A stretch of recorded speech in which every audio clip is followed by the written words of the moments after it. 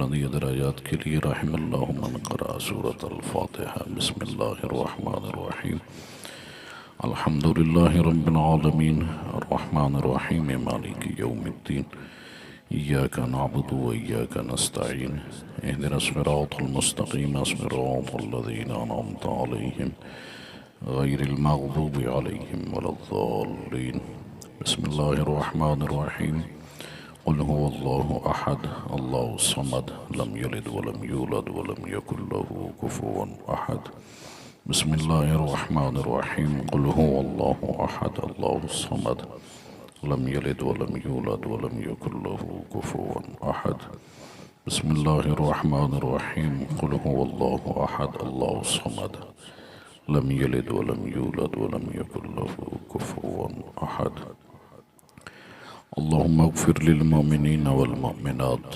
والمسلمين والمسلمات الأحياء منهم والأموات تابع اللهم بيننا وبينهم بالخيرات إنك مجيب الدعوات إنك على كل شيء قدير بلندر الصلوات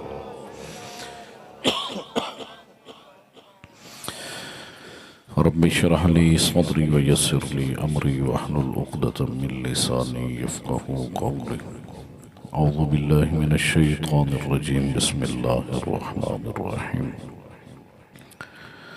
الحمد لله الذي جعلنا من المتمسكين بولاية علي بن أبي طالب الصلوات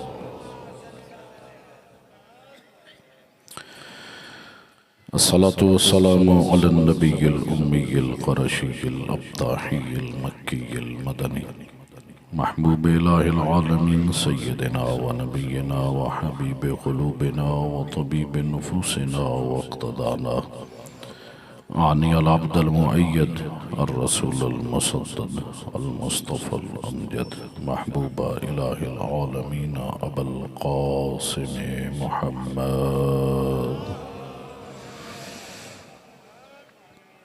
ثم الصلاة والسلام على أهل بيته الطيبين الطاهرين المعصومين ولعنة الله على أعدائهم أجمعين ملعونين أما بعد فقد قال الإمام موسى كاظم عليه السلام أداء الأمانة والصدق يجلبان الرزق والخيانة والكذب يجلبان الفقر والنفاق بلندر الصلوات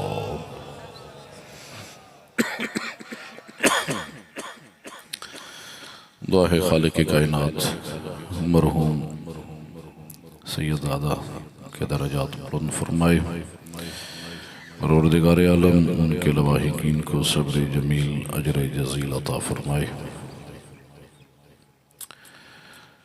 موت برحق ہے اور موت کا انکار ممکن نہیں یہ وہ حق کا راستہ کہ جو اللہ نے ہر ذی روح کے لیے معین فرمایا ہے ہر اس دنیا کے راہی نے اسی موت کے راستے پر چل کے جانا ہے لیکن فرمایا جب موت کی طرف جانا ہے تو کامیابی کے ساتھ انسان جائے اور ایسی کامیابی جو دنیا میں بھی کامیابی کا سبب بنے اور آخرت میں کامیابی کا سبب بھی بنے فرمایا انسان اگر تو کامیاب ہونا چاہتا ہے تو اللہ نے تیرے کاندھے پر کچھ فرائض رکھے ہیں کچھ حقوق رکھے ہیں کچھ ایسے فرائض ہیں کہ جو اللہ نے اپنے حق کے حوالے سے تیرے ذمہ رکھے ہیں کچھ ایسے حقوق ہیں جو بندوں کے حوالے سے تیرے کاندھے پر خالق نے رکھے ہیں اللہ کے حقوق اور بندوں کے حقوق فرمایا اگر اپنی موت کو آسان بنانا چاہتا ہے تو سب سے پہلے ان کے حقوق ادا کر کہ جن کو راضی کرنا بڑا مشکل ہے، اور وہ ہیں بندے۔ اللہ وہ رحیم و کریم ہے کہ اگر اس کے حق میں اگر کہیں کوتاہی ہو بھی گئی، وہ خالق کہتا ہے میرے بندے تیرے گناہ کم ہیں، میری رحمت زیادہ ہے۔ وہ اپنے رحمت واسعہ کے صدقے میں تیرے گناہوں کو بخش دینے والا ہے، وہ راضی ہو جانے والا ہے، وہ سب سے زیادہ جلدی راضی ہو جانے والا ہے۔ دنیا میں بندوں کو راضی کرنا آسان نہیں، خالق کو راضی کرنا آسان ہے۔ اس لیے جو کام زیادہ مشکل ہے اس پر انسان زیادہ توجہ دے، اور وہ ہے بندوں کو راضی کرنا۔ جو رب نے بندوں کے حقوق تیرے ذمہ رکھے ہیں ان کو ادا کرنا، اس کے حوالے سے کبھی غافل نہ ہونا۔ اس لیے امام موسیٰ کاظم علیہ السلام فرماتے ہیں بندوں کے حقوق جو اللہ نے تیرے کاندھے پر رکھے ہیں وہ خالق کی طرف سے تیرے پاس امانت ہے، اور فرمایا امام فرماتے ہیں اداء الامانت والصدق، کہا دو تو کام کر لے، یہ دو کام تیرے رزق میں وسعت کا سبب بنتے ہیں، تیرے مال میں اضافہ ہو جائے گا۔ دو کام کون سے؟ فرمایا ایک تو زندگی میں سچ بولا کر، دوسرا بندوں کی امانتوں کو ادا کیا کر۔ اگر تو تیرے ذمہ کوئی حق ہے، کوئی امانت ہے، تو اس امانت کو ادا کر، امانت میں خیانت نہ کر۔ ہر حوالے سے بھی جو بھی تیرے پاس حق کسی دوسرے بندے کا ہے وہ امانت ہے، اگر تو اس میں خیانت کرے گا، فرمایا یہ خیانت کرنا دو چیزیں انسان کے لیے نقصان کا سبب ہے، جو اس روایت میں معصوم نے بیان فرمائی، امام موسیٰ کاظم نے فرمایا اگر تو امانت کو ادا کرے گا، سچ بولے گا، یہ دونوں چیزیں تیرے لیے وسعت رزق کا سبب بنے گی۔ پھر فرمایا والخیانت والکذب یجلبان الفقر والنفاق، لیکن اگر تو خیانت سے کام لے گا، جھوٹ بولے گا، تو یہ دو کا نقصان کرے گی۔ ایک تو تیرے گھر میں فقر کا سبب بنے گی، دوسرا تیرے دل میں منافقت پیدا کرے گی۔ اگر منافقت سے بچنا چاہتا ہے اور اپنے رزق میں وسعت چاہتا ہے، فقر سے بچنا چاہتا ہے، پھر فرمایا زبان کا بھی سچا ہو جا، کردار کا بھی سچا ہو جا، تیرے کردار میں بھی سچائی ہو، تیرے گفتار میں بھی سچائی ہو، اور لوگوں کے حقوق ادا کیا کر۔ اور اسی حوالے سے معصوم کی روایت فرمایا امام امیر المومنین علی بن ابی طالب علیہ السلام بلند تر صلوات پڑھے گا،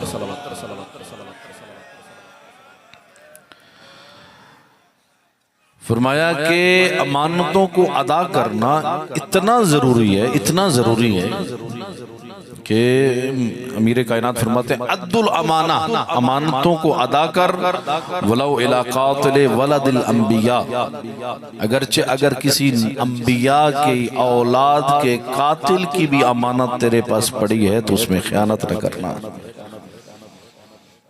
اس لیے فرمایا کہ تیری ذمہ داری ہے کہ لوگوں کے حقوق کو ادا کر، لوگوں کی امانتوں کو ادا کر۔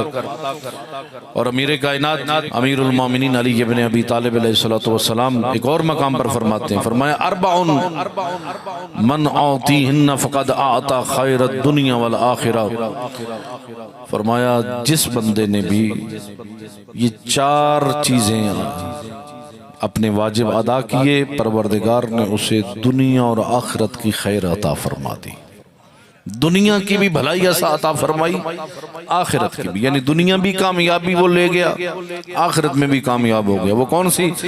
فرمایا صدق و حدیث، بولتا ہے تو ہمیشہ دنیا میں سچ بولتا ہے، جھوٹ نہیں بولتا، اپنی گفتار میں کذب نہیں آتا، زبان میں حرکت آتی ہے، تحرک آتا ہے تو سچ بولتا ہے، دوسری چیز وہ ادا الامانہ، فرمایا امانتوں کو ادا کرتا ہے، جو اس کے پاس بندوں کے حقوق ہے، کسی یتیم کا حق ہے، کسی بیوہ کا حق ہے، کسی مومن بھائی کا حق ہے، فرمایا ان کو پھر اپنے پاس رکھتا نہیں ہے، ان میں دو نمبری نہیں کرتا، ان کو اپنے مفاد کی خاطر استعمال نہیں کرتا، بلکہ جس کا حق جیسا تھا ویسے ہی اسے واپس پلٹا دیتا ہے، جیسا تھا۔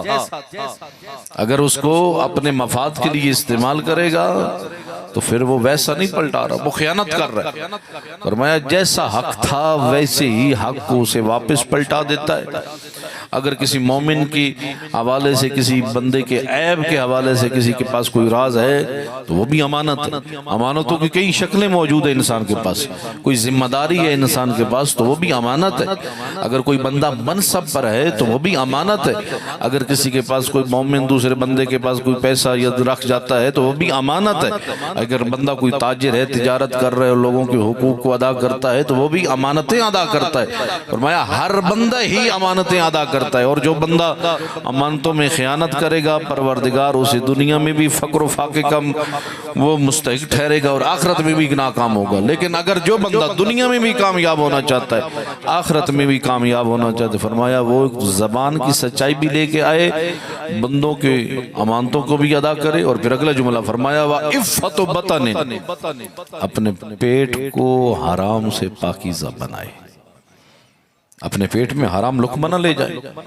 اس لیے امام صادق علیہ السلام نے شیعہ کی نشانیاں بیان فرمائی ہیں، مل کر بلند تر صلوات پڑھیے۔ امام سے پوچھا کہ مولا آپ کی شیعوں کی نشانیاں کیا ہیں؟ فرمایا شیعتنا من عفا بطنہ و فرجہ، فرمایا ہمارا شیعہ وہ ہوتا ہے کہ جس کا پیٹ حرام سے پاک ہو، وفرجہ جس کی شرمگاہ بھی حرام سے پاک ہو۔ کچھ نشانیاں ہم نے بنائی ہوئی اپنی کہ جو بندہ جس کی شکل ایسی ہو، جس کی علامت یہ ہو، تو کچھ نشانیاں ہم نے بنائی ہوئی ہیں تو وہ بندہ شیعہ ہوگا، یہ بندہ فلاں ہوگا۔ فرمایا نہیں، ایک نشانی ہم بناتے ہیں لیکن حقیقی علامت اور نشانی وہی ہے جو معصومین نے ہمیں بیان فرمائی ہے۔ اور معصوم نے بیان فرمایا ہمارا شیعہ وہ ہوتا ہے جس کا پیٹ بھی حرام سے پاک ہو، کسی کا حق اس کے پیٹ میں نہ جائے، کسی کا حرام لقمہ، کسی اور کا لقمہ اس کے پیٹ میں نہ جائے، کسی یتیم کا حق، کسی بیوہ کا حق لوٹ مار کے، دھوکہ دے کر، تجارت میں دو نمبری کر کے، ملاوٹ کر کے، فرمایا کسی کا حق کھا کر اس کے پیٹ میں نہ جائے۔ کیوں؟ فرمایا جو بندہ اپنے پیٹ کو پاکیزہ رکھتا ہے وہ دنیا میں بھی کامیاب ہوتا ہے، آخرت میں بھی کامیاب ہوتا ہے۔ اور پھر اگلا جملہ فرمایا وَحُسْنُ خَلَقٍ، اچھا اخلاق۔ یہ چار چیزیں ایسی بیان فرمائی ہیں، لیکن ہر بندہ موت کی طرف بڑھ رہا ہے، انسان ہر قدم ہر لحظے کے بعد موت کی طرف بڑھ رہا ہے، اس لیے موت سے گھبرانا نہیں ہے، موت کے لیے آمادہ ہونا ہے تاکہ دنیا میں بھی کامیاب ہو، پھر ایسا عمل کرنا ہے دنیا میں بھی کامیاب ہو جائے، آخرت میں بھی کامیاب ہو جائے۔ اور امیر کائنات علی ابن ابی طالب نے جو زمین و آسمان کا علم رکھتے ہیں، جن کے بارے میں امام نے فرمایا کہ مجھ سے پوچھ لو، جو زمین کے راستوں سے بہتر میں آسمان کے راستے جانتا ہوں، وہی حقیقت میں بتا سکتے ہیں انسان تیری کامیابی کس میں ہے، تو کس چیز کے پیچھے پڑا ہے، تو کس کو کامیابی سمجھتا ہے، تو مال اور دولت کو کامیابی سمجھتا ہے، مقام و منصب کو کامیابی سمجھتا ہے، دنیا میں ظاہری سیاست کو اپنی کامیابی سمجھتا ہے۔ فرمایا نہیں، تیری کامیابی ان چار چیزوں میں ہے۔ کیا؟ فرمایا بول تو سچ بول، امانتوں کو ادا کر، پھر فرمایا اپنے پیٹ کو حرام لقمے سے پاکیزہ بنا، لوگوں سے گفتگو کر تو حسن اخلاق کے ساتھ گفتگو کر، تیرے کردار میں بھی اخلاق ہو، تیری بول چال میں بھی اخلاق ہو، تیری گفتگو میں بھی خوبصورتی ہو۔ اس لیے فرمایا کہ ادا الامانہ وہ عظیم چیز ہے کہ جس کے بارے میں خود کئی مقامات پر، کسی مقام پر فرمایا اصل الدین ادا الامانت و وفاء بالعہود، امیر المومنین فرماتے ہیں اصل دین ہی اسی میں ہے، اصل دین ہی یہ ہے، دین اسلام۔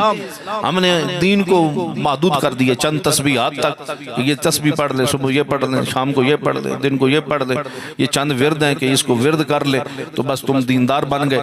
نہ میرے بھائی، ہماری ستم ظریف ہی یہی ہے کہ ہم نے تسبیحات تک اپنے دین کو، چند وردوں تک دین کو معین کر لی ہے، اس سے آگے پیچھے دین کو سمجھتے نہیں ہیں۔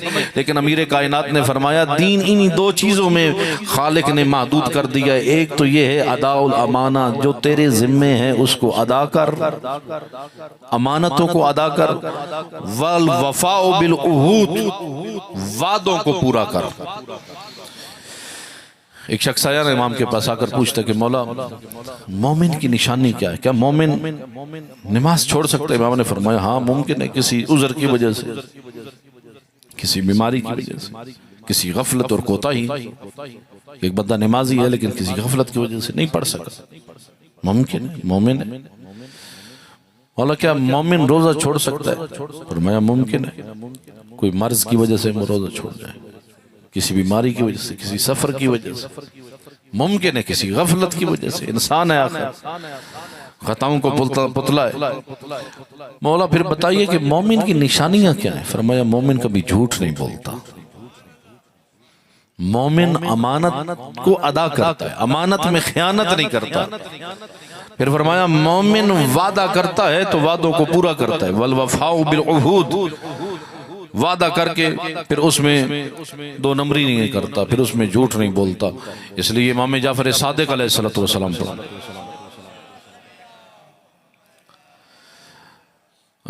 امام صادق نے وصیتیں کی، ان میں سے ایک وصیت اوصیکم بتقوی اللہ، میں تجھے وصیت کرتا ہوں کہ خوف خدا کر، خوف خدا رکھ۔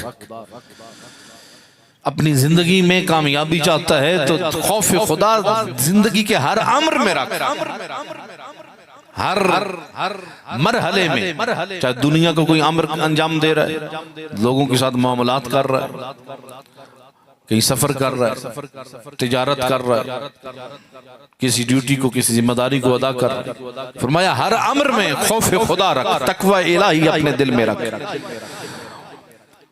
والورع فی دینکم، اپنے دین میں ورع، تقوی، خوف خدا، والاجتہاد للہ، کوشش کر اپنے رب کی رضا کے لیے کر، خدا کو راضی کر، بندے راضی نہیں ہوتے، اپنے رب کو راضی کر، جو کر خدا کے لیے کر، بندوں کے لیے نہ کر۔ ہماری جو ناکامیوں کا ایک سبب یہ ہے، ہم عبادت تو کرتے لیکن بندوں کے لیے، جاگتے بیٹھے ہو نا سارے، ہم عمل تو کرتے ہیں لیکن واہ واہ کے لیے، کہ بندے کہیں کہ جناب کیا بات، بڑا نمازی ہے بندہ، بڑا ہر جمعہ نماز پڑھتا ہے، بڑے جلسے کرواتا ہے،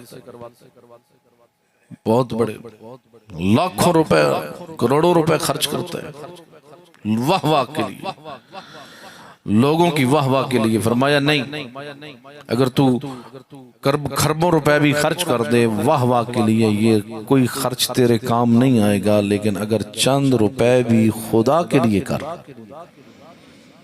یہ تیری دنیا میں بھی کامیابی کا سبب بنے گا، آخرت میں بھی۔ بے شک اپنی عبادت کو کم خرچ کر لے، مہنگا نہ کر، اپنے اس کو سستا کر، لیکن خدا کے لیے کر۔ فرمایا تیرا تھوڑا عمل رب کے لیے ہوگا تو وہ تھوڑا نہیں ہوگا، تیرا ڈھیر عمل بندوں کے لیے ہوگا تو وہ ڈھیر نہیں ہوگا، وہ تیرے کسی کام کا نہیں۔ تو نمازیں پڑھ، روزے رکھ، صدقہ و خیرات کر، لاکھوں خربوں روپے ڈونیشن دے، بڑے بڑے جلسے کروا لے، اور میں لوگوں کی واہ واہ کے لیے کہ بندہ بڑا پیسہ خرچ کرتا ہے، بڑا بندہ بڑا آزاد آ رہا ہے، بندے کہیں۔ فرمایا نہیں، بندوں کو کہنا تیرے فائدے میں نہیں ہے، اگر رب اور وہ ہستیاں کہ جن کو اللہ نے ولایت عطا فرمائی ہے، اگر وہ تجھ سے راضی ہو جائیں تو پھر تو نے دنیا میں کوئی نقصان نہیں اٹھایا۔ لیکن اگر تیرا رب تجھ سے راضی نہیں ہے، بندے سارے راضی ہو جائیں، فرمایا ما وجدہ کا ان فقدہ، فرمایا اگر تو نے اللہ کو چھوڑ دیا تو تو نے کوئی شے نہیں پائی، ما وجدتا، کوئی چیز نہیں پائی. لیکن اگر تو نے اپنے رب کو پا لیا پھر تو نے کوئی چیز کھوئی نہیں ہے. کیونکہ دنیا میں سب سے بڑی چیز خدا کی رضا ہے. رضوان اللہ ہے اکبر، اللہ کی رضا سب سے بڑی ہے. فرمایا اگر تیرا رب تجھ سے راضی ہے پھر دنیا میں کوئی چیز تجھے ملے یا نہ ملے، اللہ کی رضا سب سے بڑی ہے. فرمایا دنیا کی سب سے بڑی دولت خدا کا راضی ہونا ہے اور ائمہ اہل بیت علیہ السلام کا راضی ہو جانا ہے. فرمایا اس لیے یاد رکھ لے، خدا کو راضی کر. الاجتہاد للہ، اللہ کے لیے جو عمل کر اللہ کی رضا کے لیے کر. فرمایا دنیا کا عمل بھی اگر تو خدا کی رضا کے لیے کرتا ہے، محنت کر، مزدوری کر، کاروبار کر، تجارت کر، لیکن دنیا کے لالچ کے لیے نہ کر، بلکہ اس لیے کر کیونکہ اللہ نے مجھے حکم دیا ہے. فرمایا یہ تیرا دنیا کمانا بھی خدا کی عبادت شمار ہوگا. تو گھر بناتا ہے، گھر میں ایک کھڑکی رکھتا ہے، اس کھڑکی کے رخ مسجد کی طرف رکھتا ہے. کھڑکی تو نے رکھنی ہے لیکن نیت تیری بدل گئی ہے، ہوا کے لیے نہیں ہے، روشنی کے لیے نہیں ہے. نیت یہ ہے کہ یہاں سے فجر کی اذان آئے گی تاکہ میں اٹھ جاؤں گا، بیدار ہو جاؤں گا. فرمایا تیرا کھڑکی رکھنا بھی اللہ کی عبادت شمار ہوگا. تیرا رات کو جلدی سو جانا اس نیت سے تاکہ میں فجر کی نماز کے لیے اٹھ جاؤں، نماز شب کے لیے بیدار ہو جاؤں گا. جلدی سوؤں گا تو جلدی اٹھوں گا. تیرا جلدی سو جانا بھی فرمایا تو اس نیت سے سو جاتا ہے، ادھر سے تو سو جائے گا، ملائکہ تیرے لیے تسبیح کرتے رہیں گے. تو اپنی نیت کو بدل، اپنی نیت کو خالص کر، صاف نیت کر، دنیا کی محبت نکال، اپنے رب کی رضا کے لیے ہر عمل انجام دے. فرمایا گھر میں ایک کمرہ بنا، اس کمرے میں اس لیے کمرہ ایک بڑا رکھتا کہ میں اس مقام پر اس حال میں عزاداری حسین کروں گا. فرمایا تو نے دنیا کا کام کیا نا، ایک کمرہ بنایا، ایک گھر بنایا، لیکن تیرا یہ کمرہ خدا کی نگاہ میں عبادت شمار ہوگا. کیوں؟ تیری نیت خالص تھی.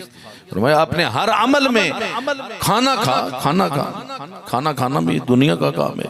فرمایا لیکن تو کھانا اس لیے کھاتا ہے تاکہ کمزور نہ ہو جاؤں، تاکہ میں اللہ کی عبادت کر سکوں. فرمایا تیرا کھانا کھانا بھی خدا کی بارگاہ میں تسبیح شمار ہوتا جائے گا. الاجتہاد للہ، اللہ کے لیے کر. پھر فرمایا وصدق الحدیث، سچ بولا کر. واداء الامانہ، امانتوں کو ادا کیا کر. پھر فرمایا وطول السجود، لمبے سجدے کیا کر، سجدوں کو طول دیا کر. فرمایا اگر چاہتا ہے کہ تو اپنے رب کے قریب ہو سکے، روحانی طور پر اپنے خالق کے قریب ہو سکے تو کوشش کیا کر اپنے سجدوں کو طولانی کر، لمبے سجدے کر. نماز مکمل ہو جائے سجدہ شکر کر تو اس کو لمبا کر دے. فرمایا وقت ملے قرآن مجید کی تلاوت کر تو قرآن مجید کی تلاوت کے بعد سجدے کو لمبا کر. فرمایا جتنا تو لمبا سجدہ کرتا چلا جائے گا اتنا تو اپنے رب کے قریب ہوتا چلا جائے گا. اور پھر فرمایا حسن الجوار، تیرا پڑوسیوں کو حقوق کا ادا کرنا. اس طرح تو اپنے دنیا کی خیر کو بھی پا سکتا ہے، آخرت کو بھی. حسن الجوار فبہذا جاء محمد صلی اللہ علیہ وآلہ وسلم. فرمایا کہ حقوق ادا کر، پڑوسیوں کے حقوق ادا کر، رشتہ داروں کے حقوق ادا کر. جو خالق نے تیرے ذمہ حق رکھے ہیں ان حقوق کو ادا کر تاکہ تو دنیا میں بھی کامیاب ہو سکے، آخرت میں بھی کامیاب ہو سکے. بس عزادارو دعا ہے خالق مرحوم کے درجات بلند فرمائے. چند جملے امام کی مصیبت کی عرض کروں گا. کربلا کا میدان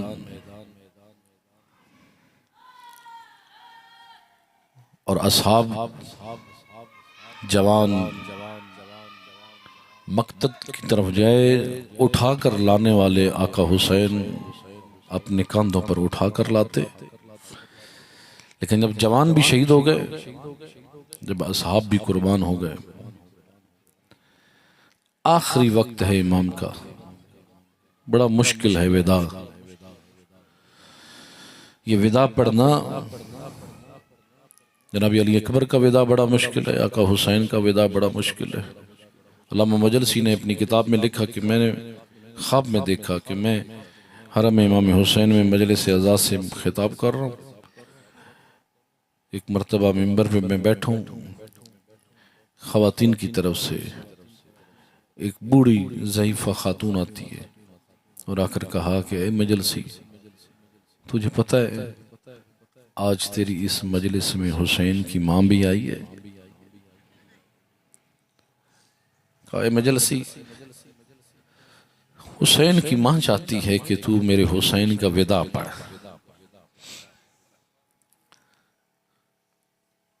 فرمایا کہ مجلسی کہتے ہیں کہ میں نے پوچھا خاتون آپ کون ہیں؟ فرمایا اس خاتون نے کہا کہ میں زہرا کی کنیز فضہ ہوں۔ عزاداروں یہ وداع بڑا مشکل ہے، آخری وقت ہے نا جب آقا حسین کا وداع کرنے آئے، سب سے پہلے اپنے بیٹے سید سجاد کے خیمے میں، سید سجاد غشی کے عالم میں آ کر امام نے وداع کرنا چاہا نا، امام نے اپنے دونوں ہاتھ اپنے بیٹے سجاد کے ہاتھوں پر رکھے تاکہ اسرار امامت منتقل ہو سکے۔ جیسے اپنے ہاتھ اپنے بیٹے سجاد کے ہاتھ پر رکھے نا تو امام نے آنکھیں کھولی، سید سجاد نے کیا دیکھا؟ سامنے ضعیف بابا کھڑا ہے جو سر سے لے کر پاؤں تک زخموں کی حالت میں، سر بھی خون آلود ہے، داڑھی بھی امام کی ریشی مبارک بھی خون آلود ہے۔ جب یہ حالت دیکھی نا، ایک ضعیف باپ کو ایک نوجوان بیٹا اس حالت میں دیکھ کے تڑپ گئے۔ سید سجاد ایک مرتبہ تڑپ کے کہتے ہیں کہ اے بیٹا، اے بابا، آپ کی یہ حالت، بابا کہاں گئے آپ کے ساتھی، آپ کے جوان، آپ کے اصحاب؟ بابا حبیب ابن مظاہر کہاں گئے؟ کہا بیٹا قد قتل، شہید ہو گئے۔ پھر پوچھا بابا اینا علی الاکبر، علی اکبر کہاں گئے؟ کہا بیٹا وہ بھی شہید ہو گئے۔ پھر پوچھا بابا اینا عمر العباس، بابا آپ کی یہ حالت، چچا عباس کہاں گئے؟ اس وقت آقا حسین نے یہ نہیں کہا، کیونکہ یہ کہنا حسین کے لیے بڑا مشکل تھا، جوان بھائی کی موت کی خبر دینا اتنا آسان نہیں تھا۔ پھر سوال کا جواب بدلا، یہ نہیں کہا کہ وہ بھی شہید ہو گئے، فرمایا بیٹا سجاد تو کس کس کا پوچھتا رہے گا، میں کس کس کا بتاتا رہوں گا؟ اس وقت خیام حسینی میں فقط 2 مرد زندہ ہیں، بیٹا سجاد یا آپ موجود ہیں یا چند لمحوں کا میں مہمان ہوں۔ عزاداروں یہ سنانا تھا، ایک مرتبہ سید سجاد نے کہا پھوپھی اماں مجھے عصا لا دیجئے، مجھے تلوار لا دیجئے۔ پوچھا، کہا بیٹا سجاد کیا کریں گے؟ فرمایا عصا کے سہارے سے کھڑا ہوں گا، تلوار کے سہارے سے بابا آپ کا دفاع کروں گا۔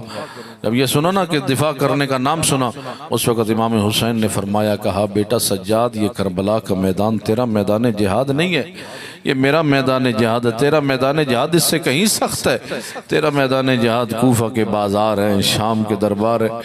عزاداروں واقعاً بڑا مشکل میدان جہاد تھا، شام کا دربار اور شام کا بازار، کہ سید سجاد نے ایک ایسا منظر آیا نا شام کے بازار میں کہ جب ننگے سر نبی زادیوں کو شرابیوں کے مجمع میں دیکھے، ایک مرتبہ سید سجاد تڑپ کے کہتے ہیں یا لیتنی لم تلدنی امی لمثل ھذا اليوم، کاش میری ماں نے مجھے پیدا ہی نہ کیا ہوتا کہ ننگے سر نبی زادیوں کو شرابیوں کے مجمع میں دیکھتا۔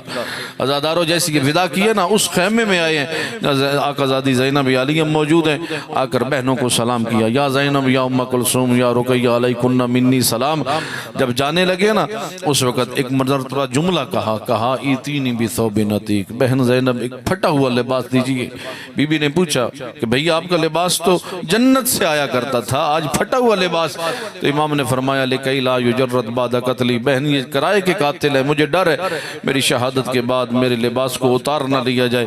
فرمایا ایک پھٹا ہوا لباس زیب تن فرمایا، اور جب جانے لگے نا بی بی نے فرمایا مہلن مہلن یا اخی، اے بھیا انتظار کیجئے انتظار کیجئے۔ فرمایا کیا ہوا بہن؟ فرمایا مجھے میری ماں کی وصیت یاد آ گئی۔ کہا میری ماں نے وصیت کیا کی تھی؟ کہا بھیا جب آخری وقت ہے نا میری ماں کا، میری ماں زہرا نے کہا تھا بیٹا زینب جب آخری مرتبہ میرا بھائی میرا بیٹا حسین تجھ سے وداع کرنے آئے نا کربلا میں تو میں موجود نہیں ہوں گی، میری طرف سے میرے حسین کے گلے کے بوسے لینا، کیوں اس گلے پر شمر کے خنجر نے چلنا ہے۔ عزادار اس وقت میرے آقا نے فرمایا تھا، کہا بہن زینب مجھے میری بابا کی وصیت یاد آ گئی، میرے بابا نے کہا تھا اے بیٹا حسین جب آخری مرتبہ تیری بہن تجھ سے بس اجازت مانگنے آئی نا، تو جب وداع کر رہا ہو تو میری طرف سے میری زینب کی کلائیوں کے بوسے لینا۔ کہ ان کلائیوں پر رسیوں کو پہنایا جانا ہے۔ عزادارو جب وصیتوں پر عمل ہوا، آقا خیموں سے باہر آئے، اپنے گھوڑے پر سوار ہوئے، گھوڑا چند قدم آگے چلا، گھوڑا رکا۔